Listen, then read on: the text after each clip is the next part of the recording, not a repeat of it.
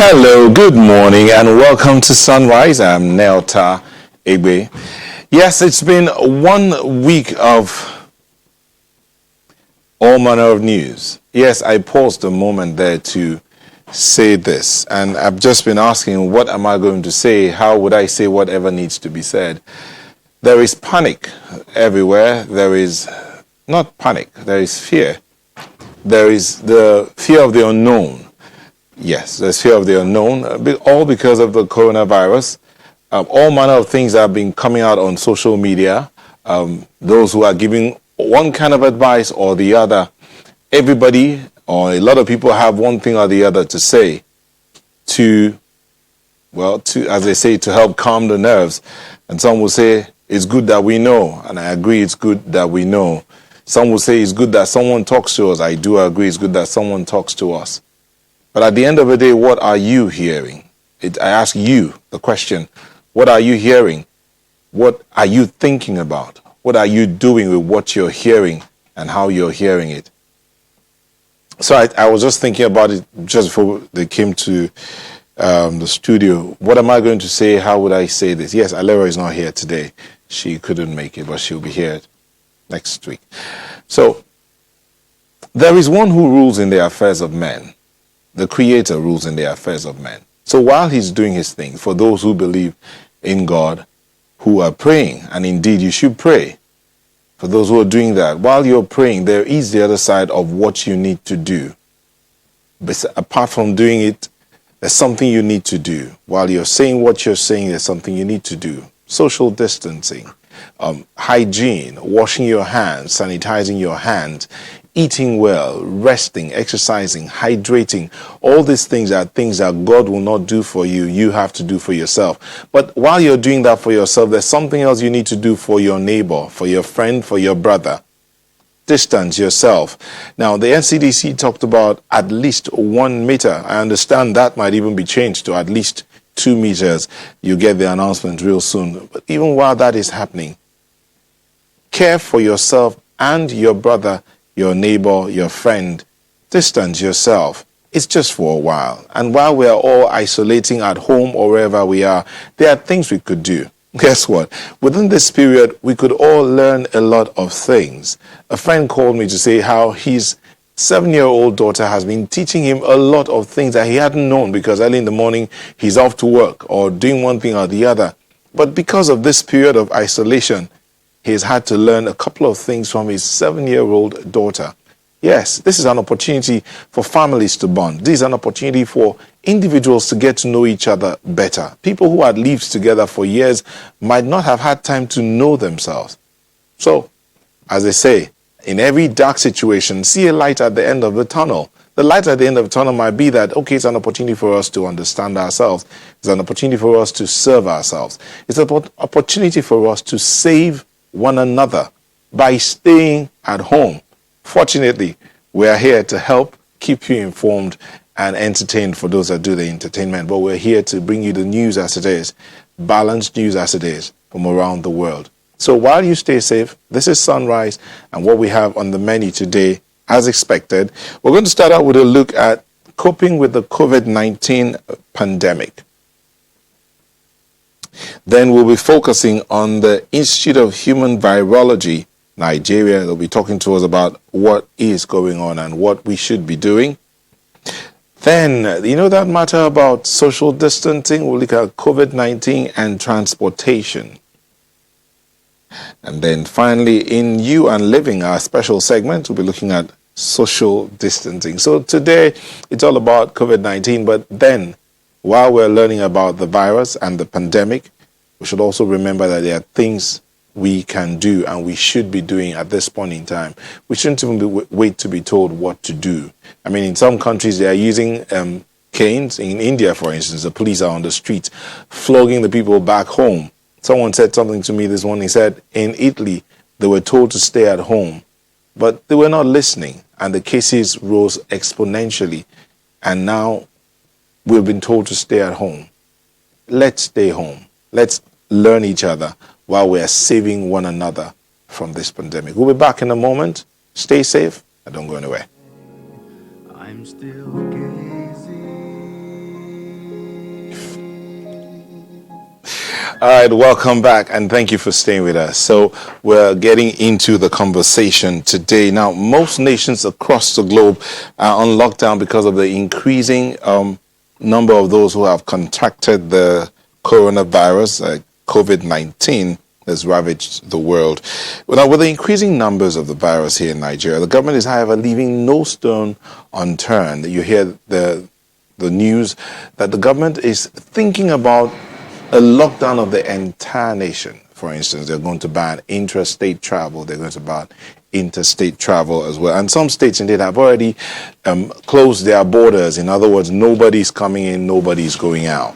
And for instance, around Bayelsa, the border of Bayelsa with some other states, you find some people that were traveling stuck at a point. They couldn't go in. Now, how well will the world cope with the mandatory lockdown, especially in Nigeria? Coming to the office today, saw quite a number of people on the road with their bags ready to travel. And meanwhile, the instruction is stay home. But they want to go. They want to, as someone said, they want to go and see their loved ones. And I begin to wonder, we can, with the age of technology, you can do video calls. Do you really have to travel? Must you move from that place where you are? But hey, who am I? I ask the questions. Somebody gives the answers. And one of them is here to help us understand exactly what we should be doing. Dr. Chioma Ejekam, who's a consultant public health physician. Thank you for joining us. Thank you for having me once again. Okay, so let's just say, assuming right now, within the last 1 week, the numbers have gone up every day. What's that telling us? It's telling us that we are testing more. Okay? And that's basically what it's telling us, and there's risk of community transmission right now, because the majority of the cases we've had were imported cases or are imported cases.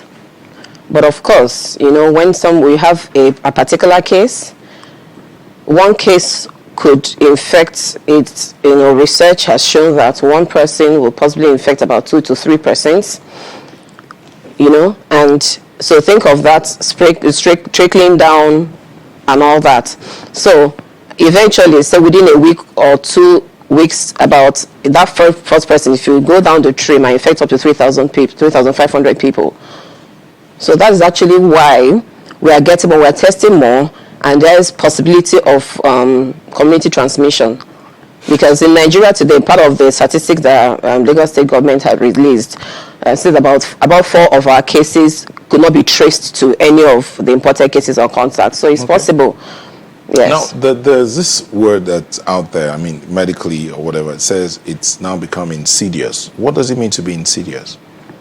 Slowly progressing, as in slow, gradual. You know, that's what it means. And why? The reason for this is, first, the mode of transmission. This is a respiratory infection, okay, and air droplet infection. So because it is unlike other illness or diseases where you have to have like a personal contact, if somebody sneezes and releases the organism in the air and it settles down here, you just know, when I came in, I tried to do this, and if not, I could have touched this surface, I'm gone. You understand? So that's the respiratory nature is what makes it gradually increasing. Then secondly, I just told you about the community transmission. If one person, an index case or a particular case is identified, we do contact tracing. But remember now, if somebody has it and we call the person, where have you been? Okay, I flew with so-so airline. I met my family, I joined this meeting. That's the much she might remember.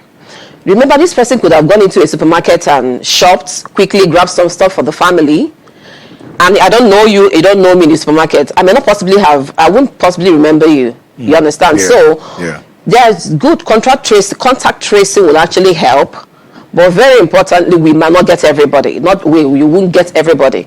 So some of the cases missed, who knew nothing about, they didn't contact any person that traveled, they don't know you personally, could have picked that, you know, from the touching eye, you know, rubbing in the eyes and other forms, and you know, distributing it that way. So that's one of the factors again. Then thirdly, an important factor why the insidious nature of the COVID-19 infection disease is the mild cases the mild nature of this infection. Remember, about 80%, most people will have mild infection. And people are infectious when they are asymptomatic. Yes, so it's only unlike the Ebola time when somebody is practically very sick. That's when person, is infectious, and this person is sick will most likely be in a health under the health care or hospital facility. But right now, mild case, mild. So when somebody is mild, and remember again, this is presenting like your regular catarrh or any other thing. You get that? So these are factors that are making it insidious and gradually increasing because, and again, the case, that's basically what makes it very insidious, in presentation because before people realize it, they've distributed it to a lot more other persons. Yes. So how do we? Because okay, now the instructions been like stay at home, social distancing, but it's quite difficult. And some have said we are a hugging people, we are a close-knit people. So it will be difficult for us to actually stay far from each other. Is that really what it takes? Or is it a question of understanding about the impact of this that can help us? I agree with you. Beyond we're close hugging people, we even, based on our socioeconomic status, we live in clusters. Think of, how many people live in a particular room or kind of the way our buildings are structured.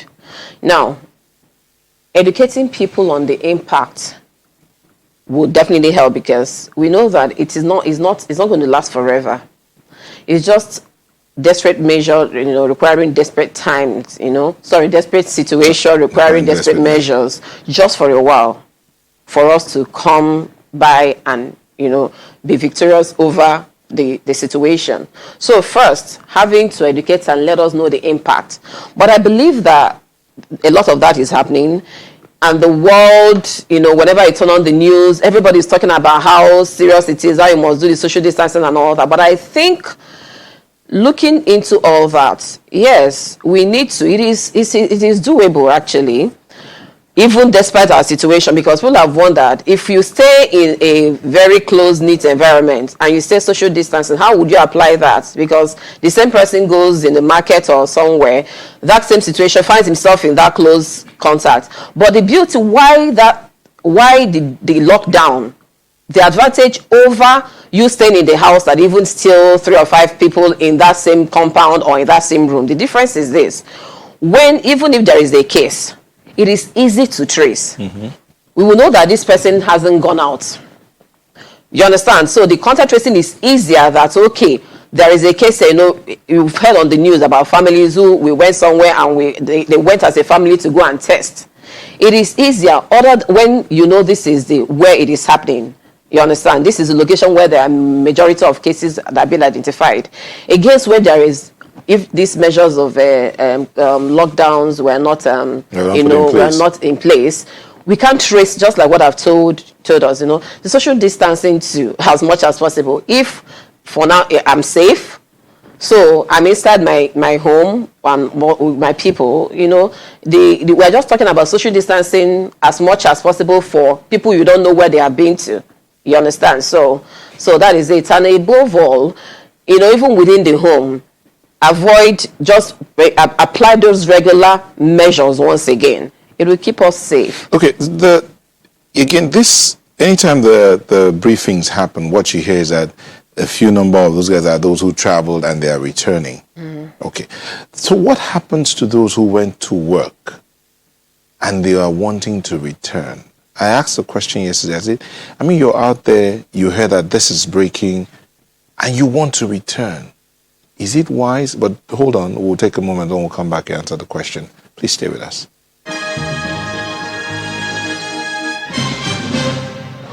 The yellow buses are out, so also are the red and blue, set for the day's operation. Unfortunately for them, not too many people are outside today, and the conductors need to do twice as much to attract as many passengers as they could. The situation appears the same at Bega, Ojota, Maryland, Costain, TBS and Opalinde bus stops, which usually attract a large volume of commuters. The bus operators are not finding it funny. As far as they're concerned, the coronavirus is a hoax which must be dismissed. I believe there are no coronavirus in Nigeria. That's what I believe. Even a lot of people share that opinion too. So they still come as usual. Just that passengers are not coming. People they enter motor, they say coronavirus. You know they Nigeria. Conversely, while those who are more informed go about with their masks, this young man also has a sanitizer in his pockets. Even like this now, this is how I do it. See? Cover it, I put it. You see? That is how I do. I'm free. But if my friend wants to shake me, I will also give him to sanitize himself before you cannot just chop knuckle. That is how I go. For many, social distancing is still a remote subject. A lot of catch-up and sensitization is obviously needed in this regard. But as today, we're only carrying 42. Once the 42 seat is occupied, we tell the busman to go wait for it because buses have been flowing. The directive from our head office that all the busmen should switch off their ACs in order to allow fresh air to come in instead of confining passengers or commuters in the AC. The impact of the COVID-19 is being felt all over the state. Buses are empty as tension heightens. However, one thing is needed, and that is more awareness in order to clear the doubt of those who believe the virus is still a scam. Chris Illems, Channels Television News.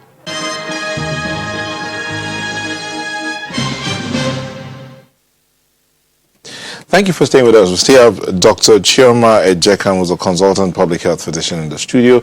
We're hoping to get the former CEO of the NCDC to join us from our Abuja studio, hopefully before the segment runs out, Abdul Salami Nasidi. But Dr. Ejekam, the question I asked before we went on that break had to do with those who went out to work. No, before you came on, I was talking about, do you have to travel? Do you have to go to that place? You could do video call. You could just call and find out how the person is doing. And then some people are concerned that there's not everybody that has a phone that can do video call or has data. And then some people go into work and they want to come back home to their loved ones. What do you think? I mean, I travel for a job and I've finished the job, and I want to come back to my people. What do you advise? Very sincerely, like I said, it's a very difficult time, okay? And I quite understand that situation. You know, going to work and you're caught up in a lockdown, your family needs you, you want to join them, and beyond everything, you know, in difficult times, people would rather be with their loved ones. That is very understandable. But like I started in the opening statement, that desperate times require desperate measures just for a while. Okay, now, even the lockdown in Nigeria or Lagos for now is not even like the 70-something days that other countries have had to go. It's something like 2 weeks, 2 weeks after to 30 we review. days. Yeah. So, my advice right now, and which is our general position as public health professionals there again, and what the government is going with, because they're all in consultation with every stakeholder in this, is it is just for a while. The truth is that, you know, when the stay-home challenge started, because of the peculiar situation of what we saw in America kind of transmission, you know, when it started in the China, it was because everything about this COVID-19 is still evolving. So it was extremes of age, either very younger ones or the older ones because of comorbidities or underlying diseases already. But we realized that the younger people are the ones having this more proportions of young people have it in the US. Even in Nigeria, our percent is between 30 to 39. You understand? Mm-hmm. So because of the new learnings, that was when that stay-at-home challenge, because of the mobile nature of this age group. We just thought about work. People want to get out, hang out, do other things. So it is important that if you love me, stay where you are right now. As much as possible, you know, communicate. If you don't have data, you can talk on the phone. Because the person you're going to see, you're going to have you don't have private jet. How many of us have private jets in Nigeria? You're going to get into a public transport to get there. Think of all the interactions you will have of people you don't particularly know before you get to that loved one. If you weigh that risk against the benefit of seeing them, when you know that not, by the grace of God, we are Nigerians and we are very religious, nothing will happen. Think about it this way and stay put for a while. I listened to a particular experience of a man who had mild infection, and by the way, he just probably have gastrointestinal, that upset, stomach upset. But had to go tested, got tested, and he was positive, and he was very scared because of the children. He had a child that already has a comorbidity. Now you know what this man does. I think it's even more painful when you're inside your home and you can't relate with your family. He has 2 children. He has been in his home for like 3 weeks right now. So what the children do is that they write notes and share, paintings. We love you, Dad, from the mom, wife, and everything, and sleep under the chair for him, and they talk on the phone. I think that's even more difficult compared to here somebody else is in another state where we talk on the phone. You understand? So, You see, everything I'm trying to say is that it is just for a while. You understand? Let us leave those ones. If you're required to stay home, stay there, pray with them, interact, communicate. This is a time to actually even reach out to other people. You understand? Do something new. I have so many to-dos that we've not had time to do. So learn one language, dance, exercise, because that's the message we're going to right now. A lot of not very good news. If you're in WhatsApp group, maybe one message will pass. How many thousand people died? It will fly in 3 different places, maybe your 10 different WhatsApp groups. They kind of, make our mind affect us, yes, psychologically. So the message now, beyond everything, is because all of us have heard wash your hands, social distancing, sneeze into your, dispose the tissue, But now, more than ever, remember to still maintain your physical and mental health status. I was going to ask you about that thing of the psychological impact, because since we're talking about coping with the COVID-19, that psychological impact, the amount of information out there. You talked about the WhatsApp groups. If you're in 10 WhatsApp groups, you get 10 different messages, and some of them could be damning, as in, I'm like, oh my God, 673 died in one day. Wow. The other one, 200 died in one day. And then yesterday, as at 12 noon, 55 cases, confirmed cases in Nigeria. Today, as at 10 p.m., 11 p.m., 70 cases. By noon, we don't know how many cases will be confirmed. That sounds like, he has entered Nigeria, and then the conversation was that we don't have infrastructure in Nigeria, that we don't have amenities, and he has entered Nigeria. What's the guarantee that we will survive this? What's the hope in all of that? Beautiful. So you just taught me the intro to what I was going to be talking about. I started with, now more than ever, maintain your physical and mental health. Now, we remember that even from the beginning, it was said that we found out that those with very good immunity have the tendencies to get through this. So now, first up on the list, the same old message of eating healthy and nutritious diet. Somebody may just say, to eat healthy is not cheap also. But again, we have seasonal fruits. We still have fruits and vegetables in Nigeria. Against refined food you easily get in developed world. So right now, let's say have 5 or 6 servings of fruits. Your oranges and mangoes are available right now. Pineapples. You have your ugu, your vegetables. Eat them more than ever to build your immunity. So just before you go ahead on that, eating healthy and staying healthy, what's the fatality rate of this? 2%, right? Yeah, it depends on the local, but it's still just between 1 to 2% right now. Yes. Okay, compared to Ebola, that was much higher. Much higher. So back to the eating health. I just wanted to clear that up before. So in other words, if you have 10 people infected, confirmed cases of the COVID-19, 1 to 2%, that's about 1 to 2 people are likely to get fatal. No, if you have 10 people, 10%, 1%, That's exactly, 0.01. 0.01% that actually go fatal. So there's really nothing to panic about. Exactly. And that's why the thing the people that tend to die are those who have underlying morbidity, as in illnesses already. Now, I'm not going to get to the next point beyond your eating to build your immunity. Okay. So if you know what you are doing before, this is not the time for fizzy drinks or sugary things, or alcohol consumption. You're smiling. No, that's fine because, a couple of people died in Iran from drinking alcohol, industrial quality alcohol, against Ebola, to destroy the virus. What are you talking about? You see that one is doing an extreme case. I'm talking about a regular consumption of alcohol, which Nigerians do particularly. You know? So the alcohol, that is not the time. This is the time. Every time is always a quit smoking time. It is never a time. That's one habit that is quit anywhere. Okay.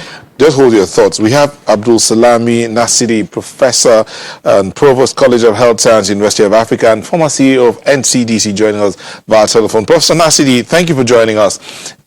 So far, on a daily basis, in the last 1 week, we've had one increase or the other. Between yesterday noon and 11 p.m., we had the numbers increase to 70. What would you say is the hope out there? Well, this is the trend we shall be seeing, and in the next maybe 1 or 2 weeks, the numbers will be growing exponentially. This will also be due to the fact that we are getting more reagents now, and we are also expanding laboratories that can do the test. And this also will mean that those who are incubating the virus are now, either falling ill or are coming up, for testing. Then lastly, it could also mean that our tracking, efforts are improving. Prof, you are part of the NCDC, and there are those who are concerned about the response system of the NCDC and also their capacity in terms of manpower. Do you think the NCDC has enough manpower to handle the situation if it goes across the country? Well, as far as we are concerned, the country has enough manpower, and the war is not just the NCDC war. We definitely, have to start looking for how to, increase the manpower capability of the response, not just the NCDC. So the response is, the public health team of all the states and the public health teams of, even private sector. So that's one. Then, of course, the call system to reach the NCDC, needs to be improved upon because there are some complaints. But I can assure you that efforts are already been made to improve that. And we are very happy that the telephone companies and the NCC are out to assist. And also, we are both grateful. I heard that the chairman of INEC is coming in to provide services and assist the NCDC to improve their calling system. Okay. Professor Nasiri, this is a viral situation. And there's this information that's out there that the viruses are not necessarily alive until they get into a host, unlike the bacteria that are living. What can be done? Because most of what you find out there, we have sanitizers that are some less than 65% alcohol based. We have wipes that are, some of them no alcohol based at all. Most of what we have on our shelves do not have enough alcohol. So what do you advise people to do besides the self-isolation and social spacing that's out there? Yeah, actually the most important aspect of of protecting yourself is trying to keep away from the virus as much as possible.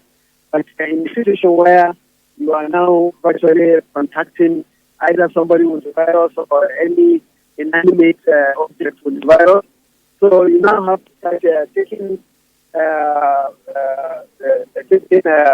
precautions to either kill the virus or inactivate it. So one very good news is that soap, this soap, is very good agent that you can use for inactivate the virus. So if you wash your hands thoroughly, this soap here, that should the bleach, that is you have this sort of pushing away the virus from you. Then secondly, the hand wash. Definitely there's many soap now in the market, but any soap has hypochlorite and spirit, 60% can inactivate the virus and keep you safe from this. Get back to you in a moment. Let me bring this home here to Dr. Choma. Dr. Choma, this matter of keeping it, Prof said, stay away from the virus. You've talked about it, the precautionary measures, stay away. But we have a situation here where there are some places where there are not enough testing equipment, no centers, and is it not possible that in those kind of places there might already be carriers there? What should people be doing? Staying away from the virus is independent of if the availability of testing sites or the capacity to test for the virus. Like Prof said, and I started off when we were talking, that staying away is it. But again, there's a lot of improvements, I think the focus right now was on the states that start with Lagos and moving gradually, and the capacity is going down that way as well. So if there are states, because the testing centers are not meant to be in regular facilities or any regular lab, so there must be a center in any particular state.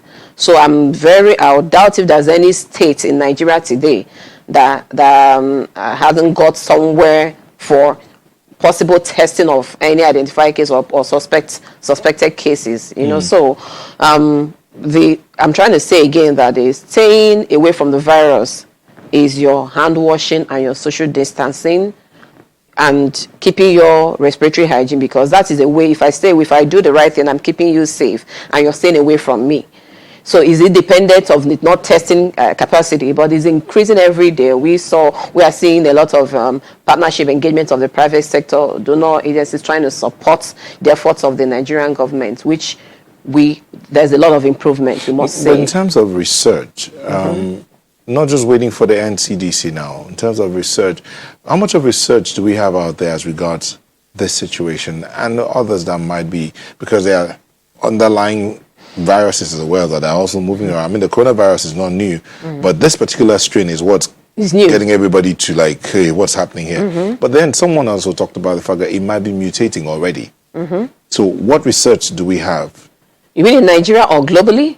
Globally out there. Yeah, a lot is going on, but again, when you a lot it keeps evolving, like I just said. When there are new findings and people want to share what they found out that is different, that's why it was seen as a novel. This is new. This is different from the coronavirus people have known. The mutation is still under research, but why that is not publicly acclaimed is a group finds it out before it becomes a statement from WHO. Other centers will be saying the same thing, okay? And now telling. And again, because you control not everything, what I mean, in the research on the laboratory that you share with the public, So especially like this quick pronouncement on the chloroquine, you saw what that did to the world and all that. So if it's about research, that it actually does not affect what the public would do, you and I would do to contain the spread. So the focus now, every stakeholder is working in their area.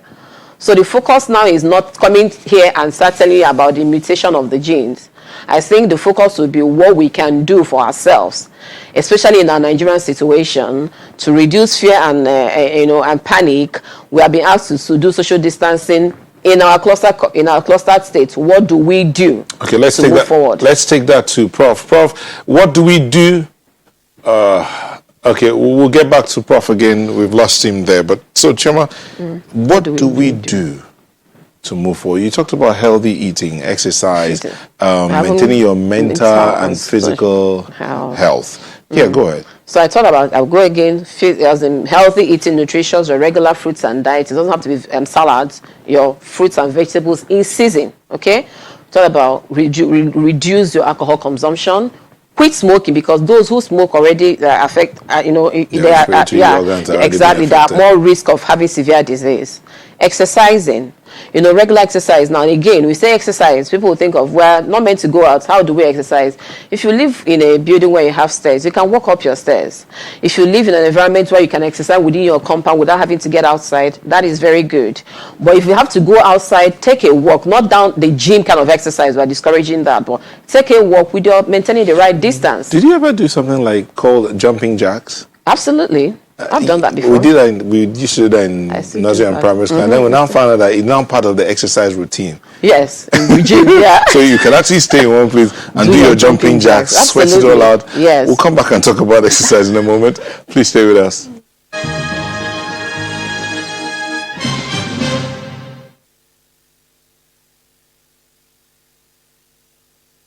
The reason why we've implemented social distancing is the incident commander is fully aware of the trajectory that is possible.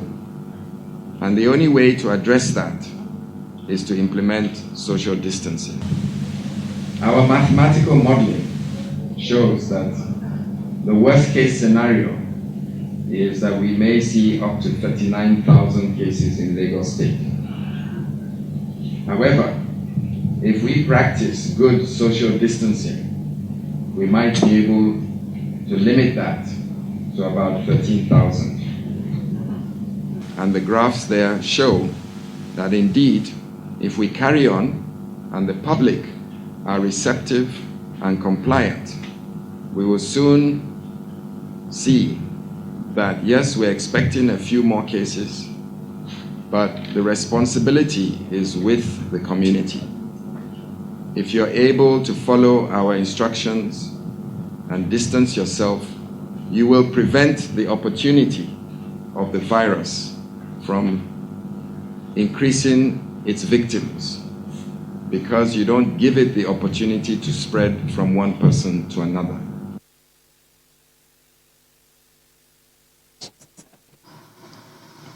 As things stand now, most of the cases we're dealing with have been imported cases. But we're also starting to see a trend that suggests that we may be entering a phase where community transmission of the disease could also be coming in.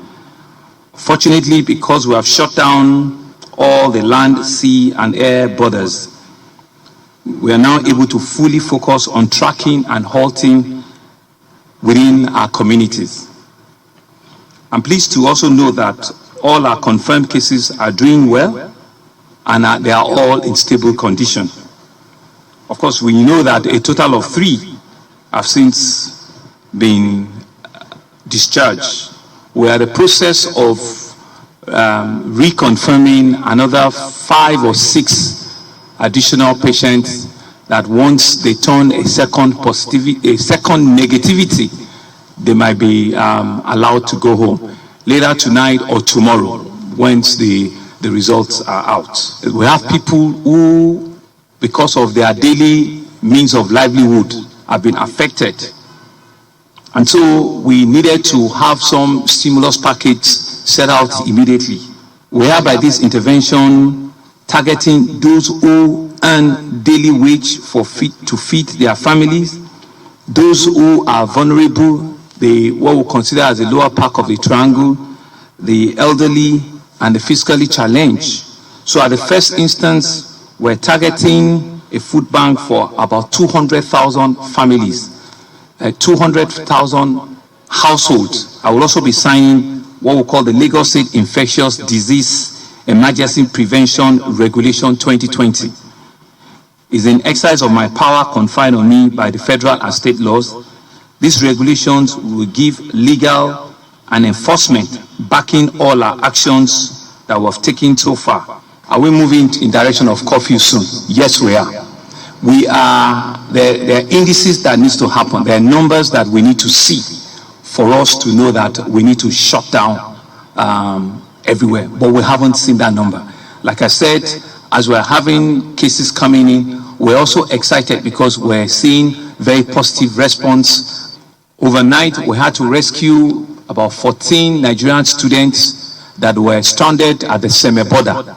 I'm happy to inform that they've all been brought to the hospital this evening, and all of them would be isolated and they will need to go and have themselves tested. If they all turn negative, we'll allow them to go home and be joined with their family, because I know that some of them, their parents are pretty anxious right now, but they're in safe hands. I saw them and I said to them that they don't have anything to worry.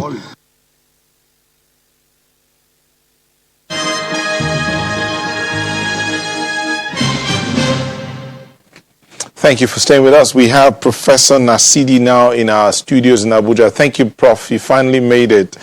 And thank you for coming. So before we lost you on the phone there, we were talking about the situation as it is. But now let's look at the way forward. What should we be doing to move forward? Well, we should be preparing to mitigate the impact. And, unfortunately, we are now pursuing the virus. The virus is already right inside the community, and the best we can is contain it within the cluster areas we might find them, and at the same time prepare for the worst. Get our isolation centers, equipped, at least minimally or maximally equipped, to be able to have what it takes to save lives. Because we might soon start having some of the patients that could easily go into the severe phase of the disease, and that means we shall now be battling to have effective critical care services to save lives. Then, secondly, from public health point of view, we have to know that no vaccines, no specific drugs. So the best vaccine so far is that social distancing, and also the possibility of locking down areas where we are now having active transmission. So you see, the earlier we do this, the better. Countries that even introduce the lockdown, if you now go into the literature, you will hear that they said China did very well in introducing the lockdown, but that if they had actually introduced it a week earlier than they did, they would have saved more cases, more lives. So also is some of the European countries that are now badly hit. Okay, Prof, if I may come in here. Brought the social distancing. The concern here is that the concern in Nigeria or in Africa is that we are a close-knit people. We tend to hug a great deal. We like to have our relatives around us. And a lockdown now might even be too late. Yes, China did the lockdown, they succeeded, but there are those who are concerned that it could have come like 2 weeks before now. We wouldn't have had even these numbers that we're having now. Do you think a complete lockdown now would solve anything? Yeah, actually, I was coming to that, what we're about to do, how I wish we did them 2-3 weeks ago. It should have been very effective. But nevertheless, you are asking what is the way forward from the situation we find ourselves. We just don't have any option other than to lock down areas, particularly where you have high transmission, where you are seeing many, many cases. And the earlier we do that, the better. Locking down, we might have our own system, how to make people, stay within a confined area, whereby you limit movements of persons or group of persons from one location to the other, moving the virus. The virus does not have leg. It moves with the people infected. So definitely it's never too late as they say, better late than never. So if we don't lock down and get people to know that we are dealing with an invisible enemy, you don't know who has it, then we might pay more dearly. Then, of course, we can't do a lockdown, the China system. They have a very strict society, disciplined society with a command structure, the type we don't have in the Western world, we don't have in our countries. So, but nevertheless, this threat, that our people could be infected and they could die, people should know that we have to change some of our cultures, our beliefs to survive. So we can't say because we are a community, neat community, we have African tradition, we have this. When countries were locked down during Ebola, it worked. So I think we should start warming up to start addressing this type of public health measure, particularly in highly densely populated areas like Lagos, like Kano, like Port Harcourt, and most of this, and Abuja now is becoming populated, overpopulated. So we should start thinking of how to keep the virus from moving one way or the other. And the only way to do it is to introduce these measures. They look draconian, but these are the best way. This is the best way to, limit the transmission now. Okay, Prof. But Musa is asking a question. He says, majority of the information or precautionary measures are targeted at the elite. Musa is saying, how can a Nigerian that lives in a one-room, face me, I face you, like in the densely populated areas, isolate or afford a sanitizer? Yeah, actually, this is what we are saying, that we need now very, very active communication strategy, which we can't, the health group alone can't do it. We have to bring the experts from National Orientation Agency, from Ministry of Information, from private communication organizations, and of course from the media, as we are doing now, to let the people know that there are other ways to actually keep yourself away from the disease. There are other ways, even if you are staying without a home, to this is because they say stay at home, and we have a large people that don't have home.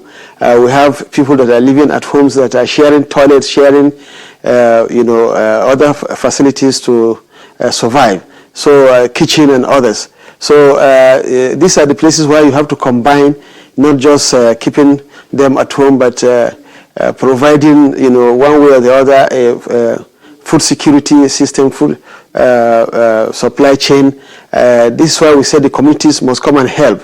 It's not something that now, when you lock down, you expect just individuals to be waiting there to feed themselves for at least 2 weeks without, having some problems. But if the various communities want to protect themselves, they can come together and look for a way. Then in such communities where you have face me, I face you environments, we advise that the environmental health system should start thinking of how to start decontaminating such surfaces using even ordinary bleach. And, while they are locking down, but we must be decontaminating the city, decontaminating the surfaces, decontaminating the markets, decontaminating the schools, even before they are open again. And that will reduce the volume of the virus circulating in the air. Now, Ola is also asking a question about the expose that this pandemic has done on Nigeria, or helped to do. The question about the fact that our health system is not properly set up or is not functioning as it should. We have doctors who can't wait to get out of the country. The ones who are here are not paid enough to work, and they're always going on strike. So again, while we're looking at what the people should be doing, isolating themselves, what should be done to ensure our health system gets back in shape as it should be? That goes to the government, and I hope, as Professor Yewale Tomori said yesterday on the channels television, this should be a wake-up call for the government, for the African countries, for Nigerian government in particular. The most powerful countries, if you take even the U.S. and you see their budget, national budget, you'll be very shocked that U.S. Health Department budget is bigger than even the Defense Ministry budget. So we had a a summit on HIV, AIDS, TB, and malaria here in Abuja in the year 2001, and during Obasanjo, and all African leaders were here. There was a resolution that we should start, allocating not less than 15% of our national budget to health. Unfortunately, most of the African countries are not doing it. Only Rwanda and one other country have done it. Here in Nigeria, we have taken a step that could have helped. The National Basic Health Fund, it has improved and increased our allocation to health system, and this is great, but it might not be enough. And I think, one thing that the virus, this COVID-19 is showing us now is that there shall come a time where we shall all be in the same boat, whether you are rich, you are poor. Now, as you can see, if we have weak health systems, and the richest man or the strongest man in government or whatever we're all sick, we are going to melt here. Nobody can fly out, nobody will receive you. They are busy with their own trouble also. Their hospitals are overwhelmed. No even country will take you. So the best thing to do is to start addressing how do we improve our health system, how do we strengthen it. And many suggestions have been made. We have so many plans, development plans that will have, if implemented, actually address these issues. We are not addressing them, but we hope this will now serve as a wake-up call. And secondly, we think that doing it alone, without considering other countries in your neighbor will not work very well. Take, for instance, we strengthen our health systems, and our neighbors are so poor, they don't have this, they don't have good health system also. It will indirectly affect us. So that's why we are coming up with these regional systems, where, let's say, the fight against this COVID-19 shouldn't be looked only as individual countries in the West African region. What affects Ghana affects Nigeria, what affects Nigeria affects Niger, etc. The ECOWAS system must come in, and we should start activating those systems, to address this global problem. Okay, Dr. Ejekam, you were talking about what the individuals can still do. Again, let's talk about the exercise bit. While the government is looking at how to get our health system back in shape, let's look at the individuals. How do we continue to stay healthy beyond COVID-19? Okay, we've talked about a healthy meal. We've talked about do not smoke, limit alcohol consumption. Exercise. So exercising, yes. Exercise. We've spent time on the exercise, but again, a lot of us are working from home right now. So the tendency from one Skype call to the other, you're working on your system for like 3-4 hours at a stretch. So we just remind you again that if you do spend like 30 minutes on your sitting down, you should get up every 30 minutes. Get up and have a 3-minute break.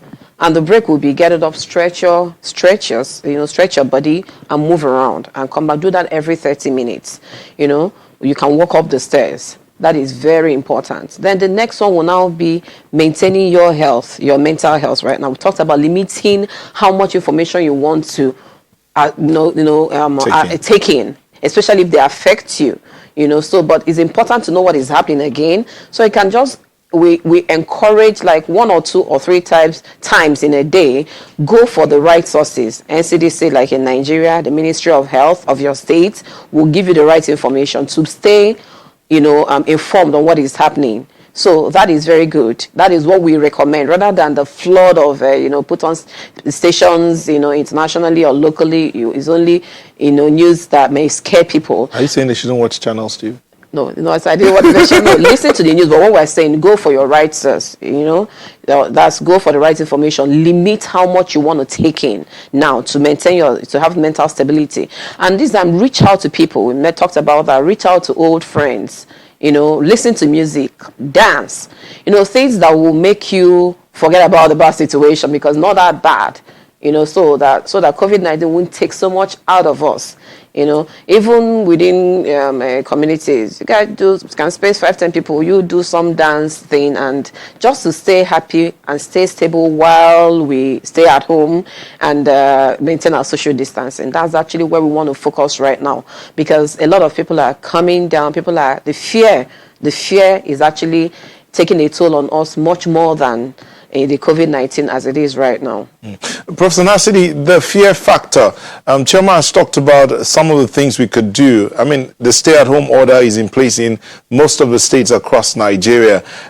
Indeed, some of the states are shutting down their borders to interstate travel, and they're even limiting intrastate travel. So even from one local government to the other, they are limiting that as well. Is it about fear or is it precaution? And how do we battle the fear, besides what Dr. Chema Jekam has talked about?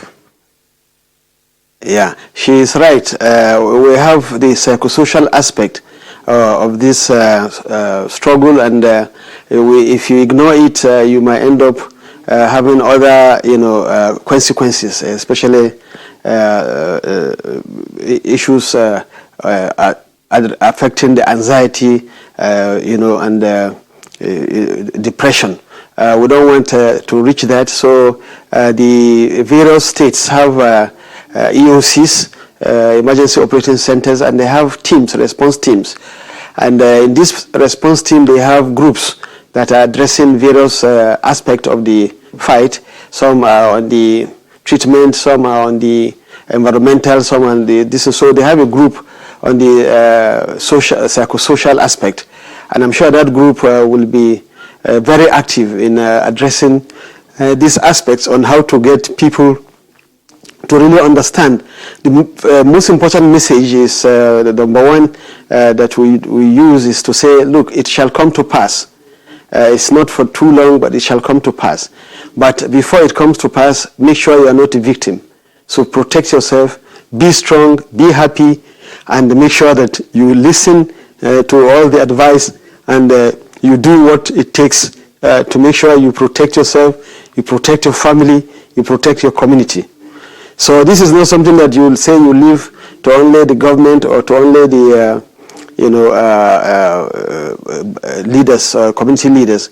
But the community leaders play key roles, especially the traditional rulers, traditional leaders, the religious leaders. This is where they play a role to reach the people that are locked down, and one way or the other, and start building their confidence that this is something that shall come to pass. This is something that we shouldn't play with. This is something that can affect them, in such a way that it could cripple whatever they have. I mean, their dream. So that from this point of view, if the right messages are being passed, are being circulated, it works. Then secondly, remember that nothing makes you depressed than hunger.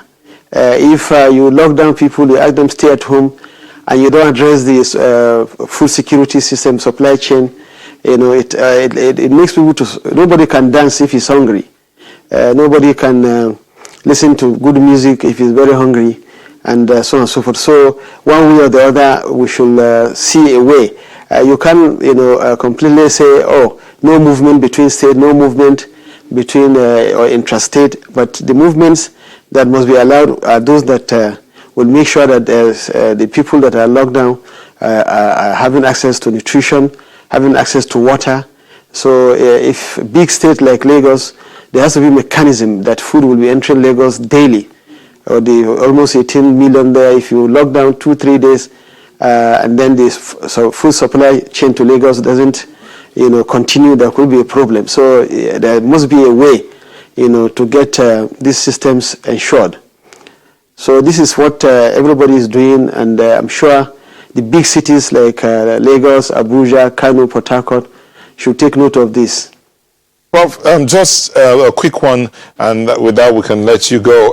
James is asking a question. It's been talked about, but just for the sake of the fact that he's asking, he says, is the virus airborne, or is it only transmitted through contacts? This is the unfortunate part of it, that it is both. It is also, you can, contact it through close contact with either the infected person or any inanimate object where he has deposited his droplets, or through the air. Just about last week, WHO confirmed now that it is airborne also. And that's why the world is very worried. It is both. Sorry to say. All right, thank you very much. Now, Chama, your closing statement. So it's airborne. how long does it stay in the air? I know there are droplets. That means it has some weight. So how long does it stay in the air before it drops finally? You know, that's what the way he said that from science, when you say something, when something is airborne, it means it is even lightweight, meaning it can stay in the air for hours. So most time the droplet is what the organism is kind of heavy that it will have to rest. But from the reports Prof mentioned in WHO that was published, that I think last week or so, says about 9 hours.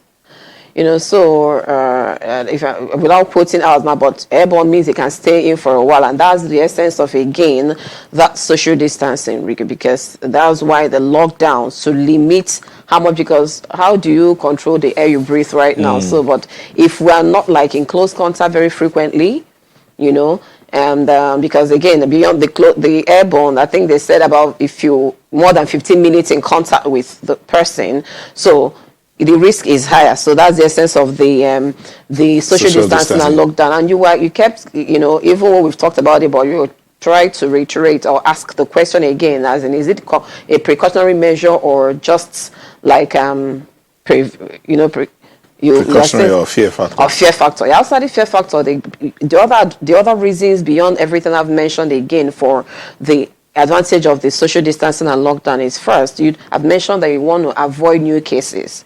Even when people stay within a community and you say, won't they transmit within themselves, it is easier to contain or trace against when people are moving around. All right. And finally, finally, in that sense, you don't want to overburden the health system. So when there are fewer cases, the hospitals are fewer, as in new cases that will have to require hospital care will be few, and we can give the appropriate care to those who need them. All right, thank you so much. Above all, so take care, stay away from each other as much as you can. Sneeze or cough into your elbow. That way you don't leave it in the air. Okay, thank you so much. We've had Professor Abdul Salami Nasidi, Provost College of Health Science, University of Africa, and former CEO of NCDC, and Dr. Chioma Ejekam, a consultant public health physician. Thank you both for sharing your thoughts with us. Thank you. So nice to be back in a moment. Please stay with us.